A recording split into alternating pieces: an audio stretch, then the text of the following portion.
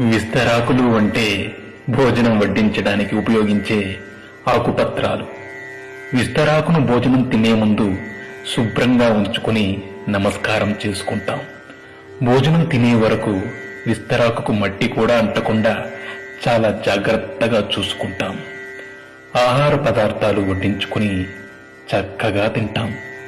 భోజనం పూర్తయ్యే వరకు ఇంత జాగ్రత్త తీసుకునే మనం తిన్న మరుక్షణం విస్తరాన్ని మడిచి దూరంగా పడేస్తాం. అదే విధంగా మనిషి జీవితం కూడా అంతే. బ్రతికి ఉన్నప్పుడు మనిషి ఎంత గొప్పవాడైనా, ఎంత గొప్పగా బ్రతికినా ఊపిరిపోగానే ఊరి బయట పారేసి వస్తాం. విస్తరాకు భోజనం తరువాత దానిని పారేసినప్పుడు కూడా సంతోషపడుతుంది. ఎందుకంటే పోయే ముందు ఒకరి ఆకలి తీర్చినందుకు సంతృప్తి పడుతుందట. విస్తరాకుకు ఉన్న ఈ మంచి గుణం మనుషులకు కూడా ఉండాలి.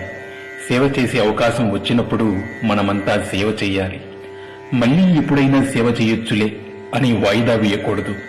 ఆ అవకాశం మళ్లీ ఎప్పుడైనా వస్తుందని అనుకోకూడదు. ఎందుకంటే ఊపిరి ఎప్పుడు ఉంటుందో ఎప్పుడు పోతుందో ఎవరికీ తెలియదు.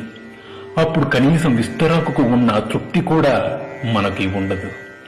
ఎంత సంపాదించి ఏం లాభం? ఒక్క పైసా కూడా తీసుకుపోగలమా?